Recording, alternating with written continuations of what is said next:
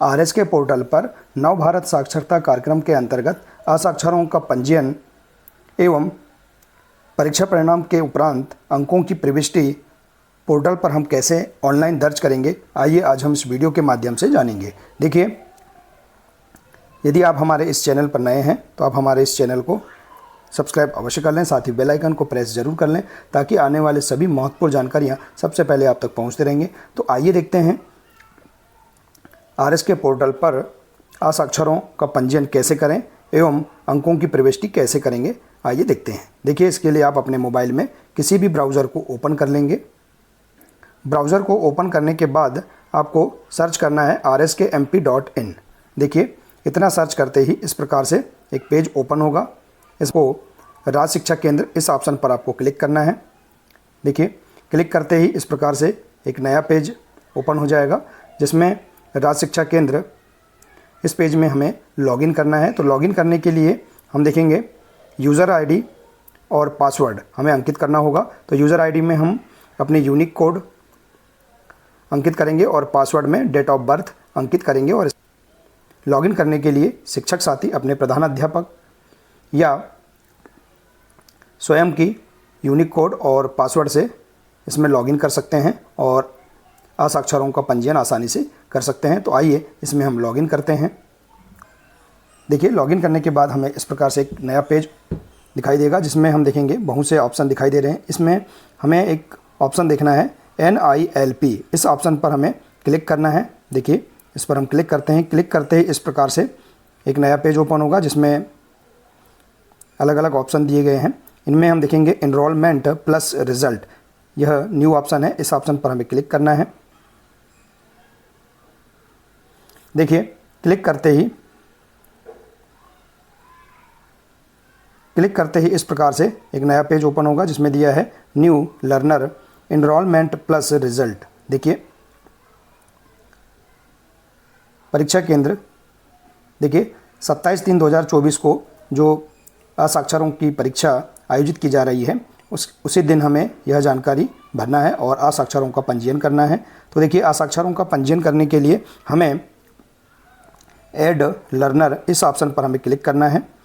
Click करते ही देखिए इस प्रकार से एक नया पेज ओपन हो जाएगा जिसमें न्यू लर्नर एनरोलमेंट डिटेल, हमें यहाँ पर असाक्षर की सभी जानकारियाँ हमें भरना है और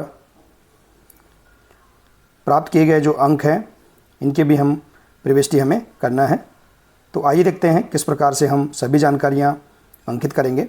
देखिए, हमें यहाँ पर सभी असाक्षरों की जानकारियाँ भरना है। तो देखिए, असाक्षर की जानकारी के लिए यहाँ पर हम समग्र आईडी अंकित करेंगे, जो असाक्षर है उसकी समग्र आईडी और असाक्षर का नाम।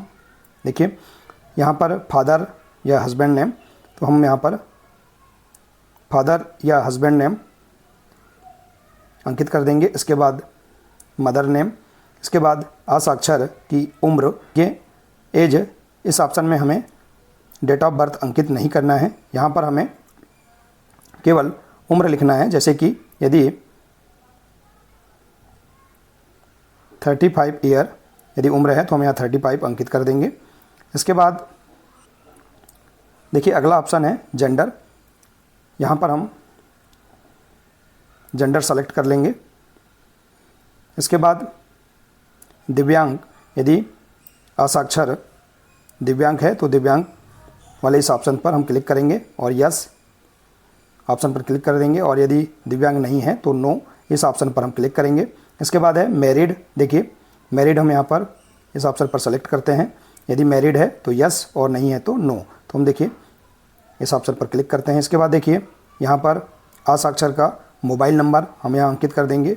देखिए, यदि मोबाइल नंबर है तो हम यहाँ अंकित करेंगे, अन्यथा अनिवार्य नहीं है। आधार नंबर, असाक्षर का हम आधार नंबर यहाँ पर अंकित कर देंगे, जो भी आधार नंबर है उसे हम यहाँ पर अंकित कर देंगे। इसके बाद है कैटेगरी। देखिए, असाक्षर की कैटेगरी हम सेलेक्ट करते हैं इस ऑप्शन पर, जो भी कैटेगरी है उस ऑप्शन पर हम क्लिक कर देंगे। इसके बाद एड्रेस में है। इसके बाद है विलेज, गांव का नाम लिख देंगे। इसके बाद पिन कोड, यहाँ पर हम अंकित कर देंगे पिन कोड। तो इस प्रकार से हम यहाँ पर पर्सनल इन्फॉर्मेशन असाक्षर की हम यहाँ पर भर सकते हैं।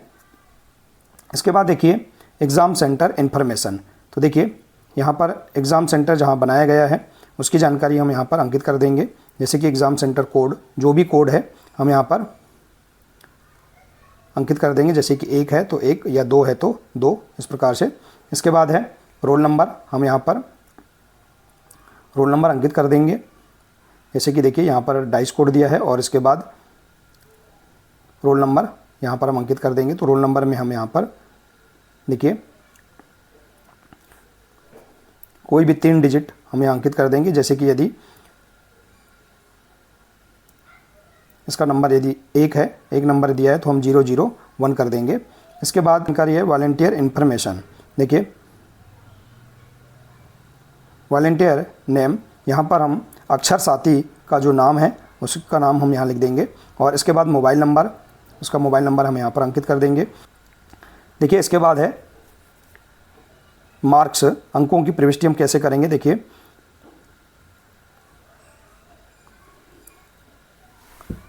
परीक्षा के उपरांत जो अंक प्राप्त किए गए हैं असाक्षर के द्वारा, उसमें हम तीनों कॉलम में अंकों की प्रविष्टि कर देंगे। जैसे कि रीडिंग इसमें हम देखेंगे पढ़ना, इसके बाद है राइटिंग लिखना और न्यूमेरेसी संख्या ज्ञान। इन तीनों कॉलम में हम द्वारा जो प्राप्त अंक है उन प्राप्त अंकों को हम यहाँ पर अलग अलग भर देंगे।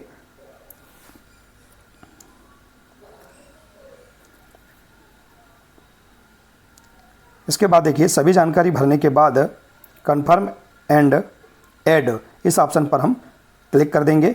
देखिए तो क्लिक करने के बाद जो असाक्षर है उसकी जानकारी यहाँ पर ऐड हो जाएगी और उसका पंजीयन आसानी से हो जाएगा। तो इस प्रकार से हम यहाँ पर असाक्षर का पंजीयन परीक्षा के उपरांत अंकों की प्रविष्टि आसानी से हम कर सकते हैं। तो देखिए इस प्रकार से हम सभी असाक्षरों की जानकारी एक एक करके हम यहाँ पर अंकित कर सकते हैं। देखिए यहाँ पर जो रेड से जो स्टार दिया गया है यह जानकारी भरना अनिवार्य है। तो इस प्रकार से हम यहाँ पर सभी असाक्षरों का पंजीयन RSK पोर्टल पर हम आसानी से कर सकते हैं। आशा है कि आपको यह जानकारी अच्छी लगी होगी। साथियों अगर जानकारी अच्छी लगी हो तो प्लीज़ इसे अधिक से अधिक शेयर करें, वीडियो को लाइक करें और इसी प्रकार से इसके आगे की अन्य सभी महत्वपूर्ण जानकारियां प्राप्त करने के लिए आप हमारे इस चैनल से जुड़े रहिए। मिलते हैं इसी प्रकार से इसके आगे के अगले नए वीडियो के साथ। नमस्कार।